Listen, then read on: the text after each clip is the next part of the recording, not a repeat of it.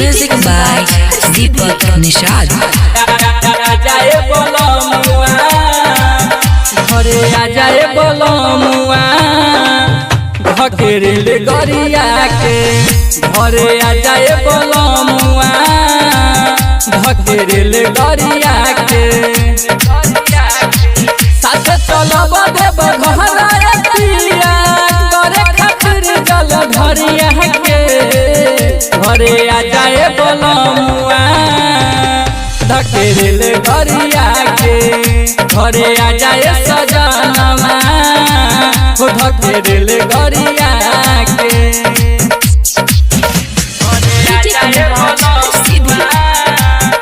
धकेरेल गरिया के प्रेम से बोल बाबा भूतनाथ की घरे आजाए बोलमुआ दिल में श्रद्धा बाटे पिया चली न बहाना हो जल्दी से तू छुट्टी लेके बोलमू घर माया जाना हो दिल में श्रद्धा बाटे पिया चली न बहाना हो जल्दी से तू छुट्टी लेके बोलमू घर माया जाना हो कबले तू हुआई पाए राजा बतई बागे खतर रही हम रहिया के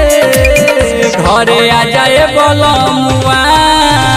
हो धकेरेल गरिया के घरे आ जाए सजनमा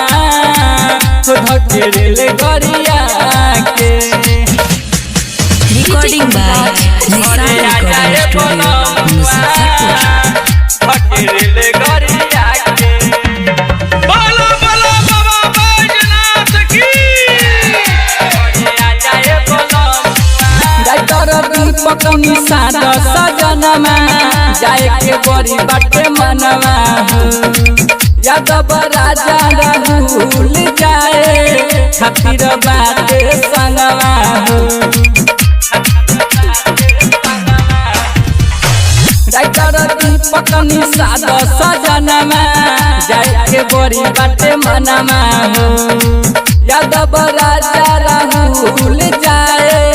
खातिर बाटे संगवा हो भारती बजी बजल नहीं कर कोनो छल मुझहा हमर तू लचरिया के घरे आ जाए बोलमुआ धकेरेल गरिया के घरे आ जाए सजनवा धकेरेल गरिया के